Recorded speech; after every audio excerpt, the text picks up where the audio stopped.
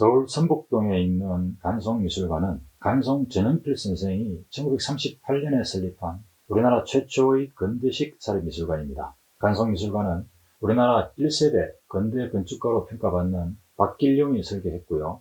민족문화유산의 성지라 불리는 미술관입니다. 민족문화에 대한 자긍심을 고취시키는 전통문화유산이자 대표적 콘텐츠를 대량 소장하고 있는 보고입니다. 과거 일제강점기와 6.25 전쟁을 거치며 우리나라의 문화유산과 미술품, 국학자료 등이 체계적으로 관리되지 못하고 해외로 유출될 위기에 처했습니다.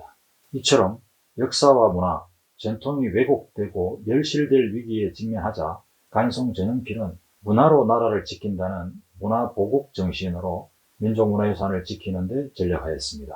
이러한 문화유산을 보존하고 활용하기 위해 설립한 곳이 간송미술관입니다.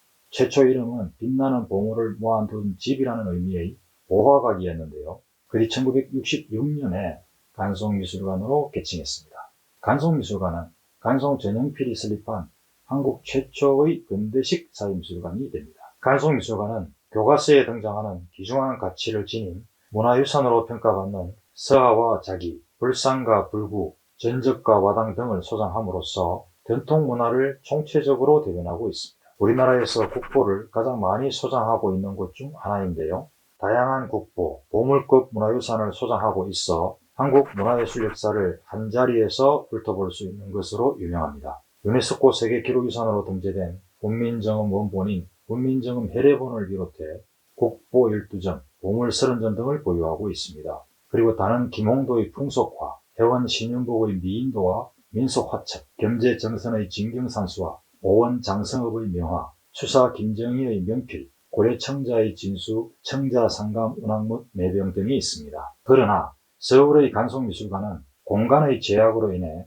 상설전시관으로는 한계가 있어서 일반인 관람이 매우 어려웠습니다. 간송미술관은 1971년부터 겸재정선전을 시작으로 일반에 공개하기 시작했는데요. 개방 기간은 1년에 단 2번, 봄과 가을에 약 2주일 정도였습니다. 그처럼 미술관 이용 시기가 연간 2차례로 한정되고 짧은 기간이었기 때문에 관람객의 방문이 쉽지 않았습니다. 많은 사람들이 간송 콘텐츠를 보기 위해 몰려들었고요. 간송미술관 주변 골목까지 긴 줄이 이어지기도 했는데요. 1시간 관람을 위해 3시간을 넘게 기다리기도 해서 헬게이트라고 불리기도 했습니다. 서울의 간송미술관은 전시보다는 문화유산의 보존과 연구에 더욱 초점을 맞추고 있어서 일반인들이 간송 콘텐츠를 여유롭게 감상하기 매우 어려웠는데요. 대구 수성구 삼덕동에 조성된 대구 간송미술관은 이 과제를 해결할 수 있는 간송 콘텐츠의 유일한 상설 전시 공간입니다. 대구 간송미술관은 부지 면적 24,073제곱미터에 건축 연면적 8,003제곱미터, 지하 1층, 지상 3층 규모로 매우 웅장한데요. 서울의 간송미술관 부지보다 10배 이상 더 큰 규모입니다. 또한 대구 대공원 내에 위치함으로써 자연에 녹아드는 우아한 건축미를 구현했는데요. 미술관 자체가 대구를 대표하는 랜드마크입니다. 대구 간송미술관은 5개의 전시실과 간송의 방 등의 전시공간이 있고요. 그리고 보이는 수리복원실과 아카이브 집과 서고, 미술관 카페인 라운지온 등으로 구성되어 있습니다. 5개의 전시실에서는 고려청자와 조선백자 등 도자와 조각, 서예 작품 등과 함께 김홍도와 신윤복, 심사정 등의 명품 회화를 전시하고 있습니다.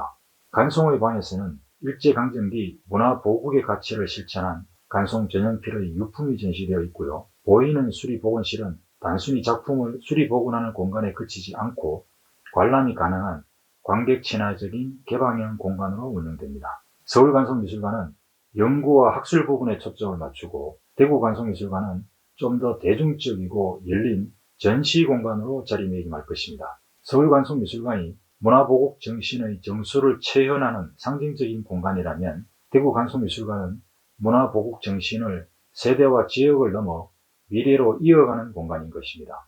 대구간송미술관은 문화보국의 상징이자 문화국격을 선도하는 중심으로서 독보적인 컬렉션과 고품격의 문화 서비스로 우리나라의 대표적인 문화관광 플랫폼이 되어야 합니다. 단순히 전시물을 보고 돌아가는 근대적 의미의 미술관이 아니라 대한민국 시각예술의 과거와 현재를 잇는 매개체이자 국제적 교류와 네트워크를 주도하는 미래형 플랫폼이 되어야 할 것입니다. 런던의 대형 박물관에 고대 이집트 문자를 해독하는 데 기여한 로제타 스톤이 있다면, 대구 간송미술관에는 한글을 만든 원리와 사용 방법을 기록한 훈민정음 해례본이 있습니다.